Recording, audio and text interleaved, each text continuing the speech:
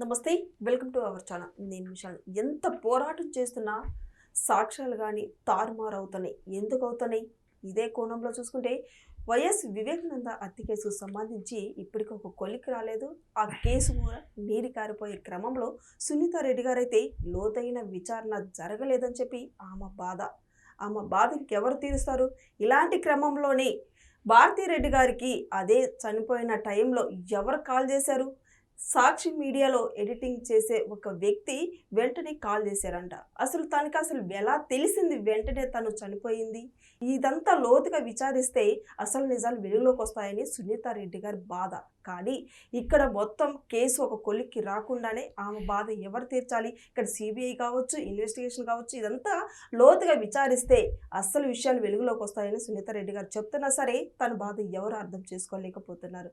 కానీ దీని మీద పూర్తిగా విశ్లేషించడానికి మన స్టూడియోలో ఉన్నారు సీనియర్ జర్నలిస్ట్ దుర్గకుమార్ గారు ఉన్నారు. వారిని విషయాలను తెలుసుకునే ప్రయత్నం చేద్దాం. నమస్కారం సార్. నమస్తే మషాల్ని, మన వీక్షకులు కూడా. సునీతారెడ్డి గారి పోరాటం ఇప్పటికీ 8 years అవుతుంది. కానీ ఇప్పటి వరకు తన పోరాటం చేస్తున్నా కూడా తనకు న్యాయం జరగలేదు. చాలా బాధపడుతూ ఉంది. అయినా సరే ఈ కేసు ఒక కొలిక్కి రాకుండా అంత నీరు గారిపోయే క్రమంలో సునీతారెడ్డి గారికి ఏయో కొన్ని వచ్చిన ఆధారాలు బట్టి చెప్తుంటే భారతిరెడ్డి గారికి ఇట్లా సాక్షి నుంచి ఎడిటర్ ఒక అబ్బాయి కాల్ చేయటం వెంటనే అసలు తనకి ఎలా తెలిసింది అని చెప్పి ఇప్పుడు అడుగు క్వశ్చన్ చేస్తున్నా కూడా దీని మీద మీ స్పందన ఏంటి సార్? అసలు ఈ వివేకానంద రెడ్డి గారి హత్య అనేది మొదటి నుంచి అనేక అనుమానాస్పదమైన పరిస్థితులు కలిగినాయమ్మా. అసలు అది ఎంత తీవ్రమైన కేసు అయినప్పటికీ కూడా విచారణలో దాని మీద సిబిఐ కానీ ఎవరు కూడా సరైన దృష్టి పెట్టలేదు. సిట్ అంతకుముందు వేశారు, సిట్ నుంచి మళ్ళీ సిబిఐకి ఇచ్చారు. సిట్ కానీ సిబిఐ కానీ సరైన న్యాయం జరగలేదన్నది ఆమె బాధ. బేసికల్లీ సునీతారెడ్డి గారు ఒక ప్రముఖ డాక్టరు, అందులోనూ కంటేజియస్ డిసీజెస్ అంటే కరోనా లాంటి అంటువ్యాధులు, ఇలాంటి మహమ్మారులు ప్రబలే అలాంటి ప్రత్యేకమైన సబ్జెక్టులో ఆమె లండన్లో డాక్టర్ ఆఫ్ మెడిసిన్ చదివారు. ఆమె ఆ డిపార్ట్మెంట్కి అపోలోలో హెడ్. అలాంటి ఒక డాక్టర్ని ఒక ఇన్వెస్టిగేటివ్ ఆఫీసర్గా మార్చింది ఆ కేసు. ఎందుకంటే ఎవరో పట్టించుకొని ఈ సందర్భంలో కనీసం దాదాపు 13 లక్షల పేజీల ఇన్వెస్టిగేషన్ జరిగింది అన్నట్టు చెప్తున్నారు ఆమె. వాటిల్లో నుంచి పట్టుకోవటానికి ఆమె అర్ధరాత్రుల వరకు ఉండి మళ్ళీ వేకోజాములు లేచి, తన సబ్జెక్ట్ కాదు దర్యాప్తు అనేది, పోలీసులు చేయాల్సిన దర్యాప్తు.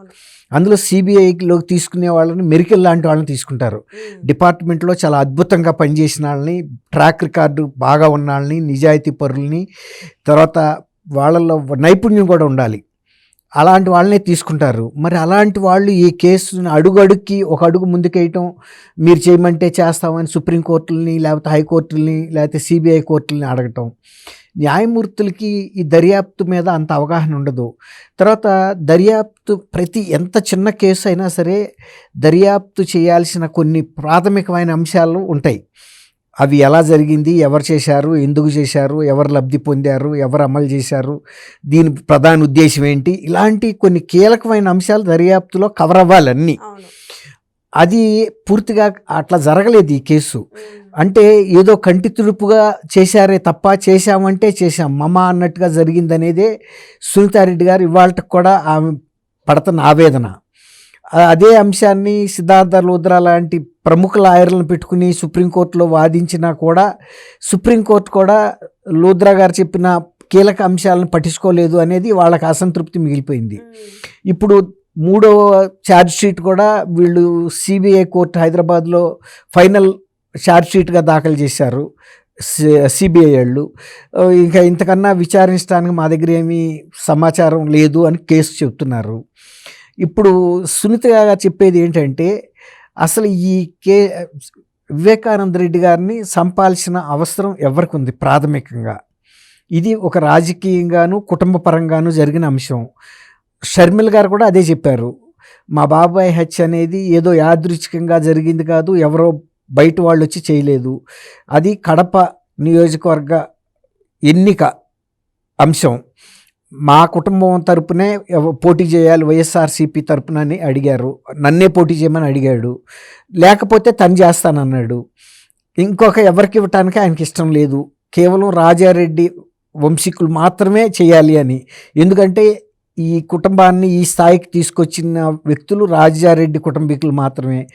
లాభం పొందినా నష్టం పొందినా ఆయన కూడా ఆ ఫ్యాక్షనిజానికి బలయ్యాడు. అందువల్ల వేరే వాళ్ళు ఈ రాజకీయ లబ్ధి పొందడం ఆయనకి ఇష్టం లేదు. కాబట్టి నన్ను పిలిచి మాట్లాడిన కొద్ది రోజులకే ఇది జరిగింది. అందువల్ల ఆమె ఒక స్పష్టత అయితే అక్కడ ఇచ్చింది. ఇచ్చినప్పుడు ఆమె చెప్పిన స్టేట్మెంట్ని వాంగ్మూలం తీసుకుని అక్కడ పక్కన పెట్టేస్తే ఇంకా దర్యాప్తు ఏముంటుంది? ఆమె ఇచ్చిన వాంగ్మూలంలోంచి విషయం గ్రహించి ఎవరు దీని మూలాన లబ్ధి పొందారు, అవినాష్ రెడ్డికి టికెట్ ఇచ్చారు. ఎవరు ఇచ్చారు? జగన్మోహన్ రెడ్డి గారు ఇచ్చాడు. వివేకానంద రెడ్డి గారు ఏం కోరుకున్నాడు? వాళ్ళకి ఇవ్వద్దని కోరాడు. కాబట్టి ఆయన్ని లేపేశారు. లేపేసిన తర్వాత షర్మిలకి ఇవ్వాలన్న కోరిక ఆయనకి నెరవేరలేదు. ఇలాంటి అంశాలతో పాటు అసలు అక్కడ హత్య జరిగిన రోజు అత్యంత ముందుగా తెలిసిన వ్యక్తి భారతి గారికి ఫోన్ వచ్చింది. భారతి గారు కింద అప్పుడు ఎన్నికల ప్రణాళికని రచించడం కోసం ఉమారెడ్డి వెంకటేశ్వర్లు గారు, తర్వాత ఐఏఎస్ ఆఫీసర్ ఒక ఆయన, వీళ్ళందరూ సలహాదారు. వీళ్ళు ఉన్నప్పుడు పైకి వెళ్ళాడు. కిందకు వచ్చిన తర్వాత వెంటనే బాబా ఈజ్ నో మోర్ అని చెప్పారు, చిన్నాన్న ఈజ్ నో మోర్ అని. వాళ్ళు కూడా ఏమనుకున్నారు? ఏదన్నా సహజ మరణంగా జరిగి ఉంటుంది, ఏ గుండె నొప్పి వచ్చి ఉంటుందని అనుకున్నారే కానీ బాబా ఈజ్ నో మోర్ అని ఆయన రీజన్ చెప్పలేదు. మరి సావు కబురు చెప్పినాడికి ఎందుకు చచ్చిపోయాడో తెలియకుండా ఉండదు కదా అక్కడి నుంచి చెప్పారంటే. తర్వాత అసలు ఫస్ట్ నిజంగా గనక చెప్పాలంటే ఆయన మరణ వార్త చెప్పాల్సిన వ్యక్తి ముందు ఆయన భార్యకి చెప్పాలి, ఎవరైనా అక్కడ బాధ్యత గల వ్యక్తి అయితే. అట్లాగే తర్వాత ఈమెకి చెప్పాలి, సునీత గారితో చెప్పాలి. తర్వాత అట్లాగే జగన్మోహన్ రెడ్డి గారికి పని వాళ్ళు చెప్పారు అనుకోండి. చెప్పినా జగన్మోహన్ రెడ్డి గారు వెంటనే మరు నిమిషంలోనే వీళ్ళకి చెప్పాడు, కానీ సునీత గారికి కదా చెప్పాలి. ఆమె కదా వెంటనే, ఆమె ఏకైక వారసురాలు ఆయనకి. ఆయన కొడుకులు కూడా లేరు, చెప్పలేదు. పిన్నికి చెప్పలేదు. అంటే ఈయన అంత కూల్గా ఎట్టా తీసుకున్నాడు? అంటే ఆయనకి కొంత అవగాహన ఉంటే తప్ప అలాంటి అంశాన్ని జీర్ణించుకోవటం కష్టం అంత సడన్గా. అంతకుముందు రాత్రి ఆయన ఎన్నికల్లో ప్రచారానికి జగన్మోహన్ రెడ్డి గారి తరపునే ఇల్లు వచ్చి పడుకున్నాడు. మరి ఆయన పార్టీ కోసం చేస్తున్న వ్యక్తి, ఇంటికి పెద్ద ఆయన రాజశేఖర రెడ్డి గారు చనిపోయిన తర్వాత కుటుంబ పెద్ద, ఒక రకంగా ఆయనే మంచో చెడో చెప్పాల్సింది. అంటే ఈయనంత డబ్బు లేకపోవచ్చు, ఈయనంత నాయకత్వ పార్టీ లేకపోవచ్చు, కానీ ఇంటికి సంబంధించిన అంశాల్లో కుటుంబ పెద్ద ఆయనే కదా. మరి అట్లాంటప్పుడు ఈయన షాక్ అయిపోయి వెంటనే ప్రయాణం అయ్యి వెళ్ళిపోవాలి కదా. వాళ్ళతో ఇంకా అక్కడ కొనసాగించాల్సిన అవసరం లేదు కదా. సాయంత్రం 6ంటికి చేరాడు. పొద్దున ఎప్పుడో 4ంటప్పుడో 3:30కో ఆయనకు తెలిస్తే తెల్లారుజామున. అప్పుడు రాక ఎందుకు ఆగాడు? ఇట్లాంటి అంశాలు అనేకం సునీత రెడ్డి గారికి ఉన్నాయి. తర్వాత సుపారీ ఇచ్చారు 40 కోట్లు. వివేకానంద రెడ్డి గారిని చంపడానికి సుపారీ 40 కోట్లు ఇవ్వగలిగే శక్తి ఎవరికి ఉంటుంది? తర్వాత ముందు అది గుండెపోటని ప్రచారం చేశారు, ప్రసారాలు చేశారు వాళ్ళ టీవీలోనే. ప్రసారాలు చేసిన వాళ్ళు చచ్చిపోయినప్పుడు ఆయన చూస్తేనే అర్థమైపోద్ది కదా, ఆయన రక్తపు మడుగులో ఉన్నాడు, తలంతా నరికేశారు, మెదడు బయటకు వచ్చేసింది. మరి అవన్నీ తెలవకుండా గుండెపోటు అని ఎలా చెప్పారు? చనిపోయాడని చెప్పబట్టే కదా గుండెపోటు అని చెప్పింది. గుండెపోటు వస్తే తల బద్దలైపోద్దా? ఎక్కడ అవ్వదు కదా. అట్లా అనేకమైనటువంటి తర్వాత కాసేపటి తర్వాత మర్డర్ అన్నారు, అనుమానాస్పద మరణం అన్నారు, మార్చిరీకి తీసుకెళ్లారు. మార్చిరీకి తీసుకెళ్లకుండానే ప్రైవేట్ హాస్పిటల్ భారతీరెడ్డి వాళ్ళ ఫాదర్ గంగిరెడ్డి గారిది ఒక సూపర్ స్పెషాలిటీ హాస్పిటల్ నుంచి స్టాఫ్ని పిలిపించి కట్లు కట్టి కుట్లేసి అటుకి పౌడర్లు అద్ది తల దెబ్బలు కనపడకుండా మేకప్లు చేసారు. అంటే సునీత గారు వస్తారు సహజ మరణం అనుకుని కారణం చేయించేస్తారని అనుకున్నారు. అట్లా ప్రతి దశలోనూ అనుమానాస్పదంగా ఉంది. తర్వాత మార్చిరీలో పెట్టినప్పుడన్నా కనపడినాయి కదా. తర్వాత ఇంకోటి, ఆ రక్తాన్ని అంతా తుడిచారు కదా. తుడిచినప్పుడు ఎవరో వచ్చి నరికారని ఎవరో చెప్పలేకపోవచ్చు, కానీ నరికింది అయితే జరిగింది కదా. అసలు ఎవరన్నా క్రిమినల్ కేసు అట్లా ఒక నేరం జరిగితే రక్తం తుడిచేయటం, బట్టలు మార్చడం, ఫినాయిల్తో కడగటం, ఇవన్నీ ఎవడన్నా చేస్తారా? మామూలుగా చదువు లేని వ్యక్తి అయినా కూడా ముందు పోలీసులను పిలిపిస్తారు. మరి అక్కడ ఉన్నాళ్ళంతా పెద్ద పెద్ద వాళ్ళే కదా. మాజీ ఎంపీ అవినాష్ రెడ్డి గారు ఉన్నాడు, అప్పటికి ఎంపీగా కూడా ఉన్నాడు ఆయన.